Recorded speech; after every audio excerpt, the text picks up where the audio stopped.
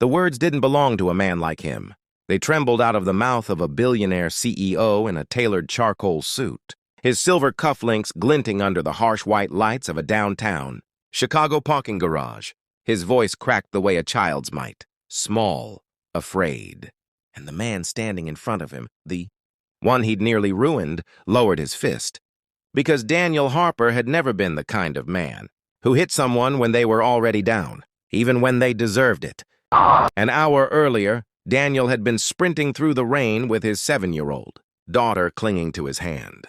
Maya's asthma attack had come fast. 1 minute she'd been laughing in their tiny apartment over Frozen, pizza and a cartoon rerun. The next, she was gasping for air, her little chest heaving like it was fighting an invisible monster. Daniel didn't own a car. He worked 2 jobs, delivery driver by day, warehouse stocker by night, and every dollar went toward rent, inhalers, and keeping the lights on. Tonight, the buses were delayed. The rain was relentless, so he ran. He ran 3 blocks through puddles, holding Maya against his chest while she wheezed into his shoulder. By the time he reached the emergency room entrance, he was soaked and shaking. That's when it happened. A sleek black town car swung around the curb too fast, tires hissing against wet pavement. Daniel jumped back instinctively, shielding Maya as the car splashed dirty water up his legs. "Watch it!" he shouted, heart pounding. The rear door opened. Out stepped Thomas Calloway, CEO of Calloway Biotech, face plastered across business magazines, the man who'd just laid off 300 warehouse workers last month after restructuring for efficiency. Daniel recognized him instantly, because Daniel had been one of them. The security guard rushed to hold an umbrella over the CEO. Thomas barely glanced at Daniel, eyes scanning the hospital entrance with irritation. "Move," Thomas snapped. "You're blocking the driveway." Daniel stared at him, disbelief rising hotter than the rain. "My daughter can't breathe." Thomas's jaw tightened. "And my wife is in surgery. I don't have time for this." The words might have stung less if they weren't true. Pain met pain in that moment. But only one man had power. The guard stepped forward. "Sir, you need to clear the entrance." Daniel looked down at Maya's pale face and swallowed his pride. He moved. Because survival always came before dignity. Hours later, Maya was stable. The doctor said she'd be fine. Daniel sat beside her hospital bed, watching her sleep. Her small fingers curled around his. Relief washed through him in quiet waves. Until he checked his phone. 3 missed calls. 1 voicemail. It was from his landlord. "Daniel, I'm sorry, man. I waited as long as I could. If rent's not paid by tomorrow morning, I've got to change the locks." Daniel closed his eyes. He had been counting on overtime pay from the warehouse, pay that never came after. Calloway's efficiency cuts. He stepped out into the hallway to breathe. That's when he heard shouting echo from the far end near the elevators leading, down to the executive parking level. "Where is my driver?" a sharp voice demanded. Daniel recognized it. Curiosity, or maybe something darker, pulled him toward the sound. He followed it down the stairwell into the parking garage. Thomas Calloway stood alone near his town car now. Umbrella gone, suit jacket wrinkled, face drawn tight with exhaustion. His driver was nowhere in sight. A young nurse hurried past, shaking her head. "Sir, you can't park here overnight." Thomas exhaled sharply. "Do you know who I am?" Daniel stepped forward before he could stop himself. "Yeah," he said quietly, "I do." Thomas turned. For a split second, confusion flickered across his face, then recognition. "You're the man from earlier. The one you told to move." Thomas looked irritated. "Look, I don't want trouble." Daniel didn't realize his hands had clenched until he felt his knuckles ache. "You laid off 300 people, Daniel said. You cut overtime. You shut down our health coverage." Thomas's expression hardened defensively. "Those were necessary decisions." "Necessary for who?" The rain outside drummed against the concrete ramp, echoing in the silence between them. Daniel stepped closer. Months of swallowed anger pressed against his chest. "You know what restructuring did to my family? My daughter almost couldn't afford her inhaler."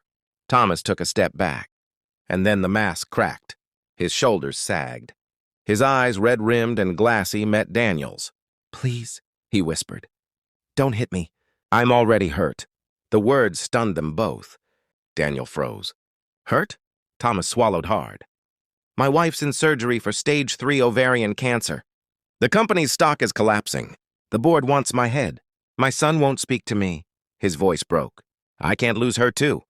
The anger in Daniel's chest shifted, confused, tangled with something he didn't want to feel. Sympathy. Pain didn't care about net worth. It found everyone eventually. But Daniel wasn't done. You hurt families, he said, quieter now. You hurt mine.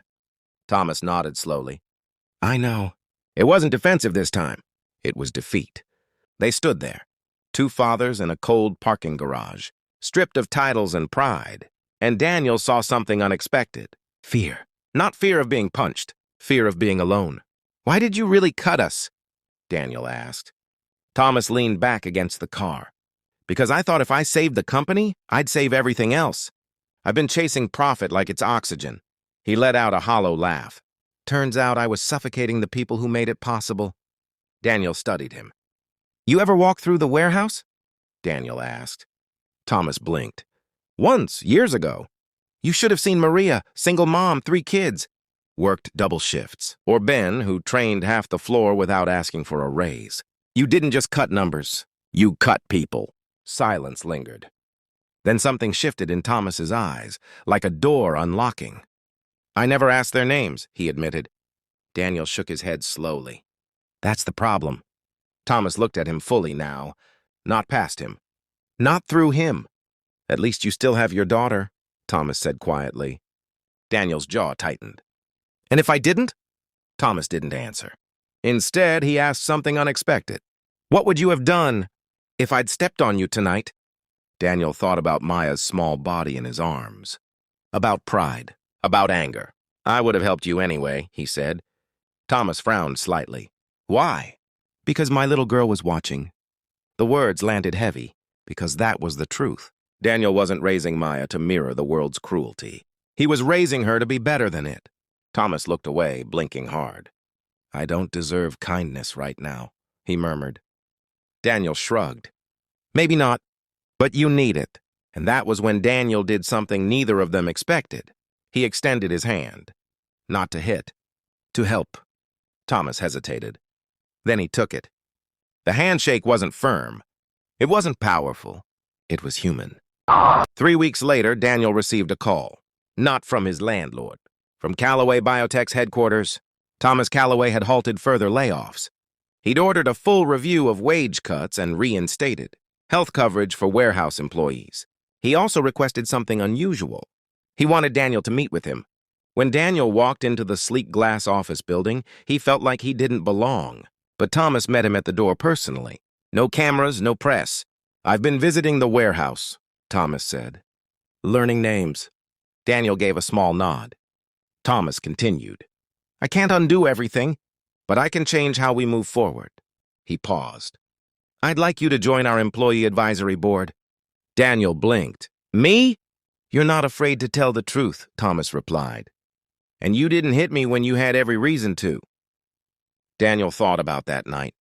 About the rain. About Maya sleeping in her hospital bed. Kindness isn't weakness, Daniel said slowly. It's strength most people don't practice. Thomas smiled faintly. I'm learning. Months later, Maya visited the office with her dad. She wore her best pink sweater and carried a handmade card.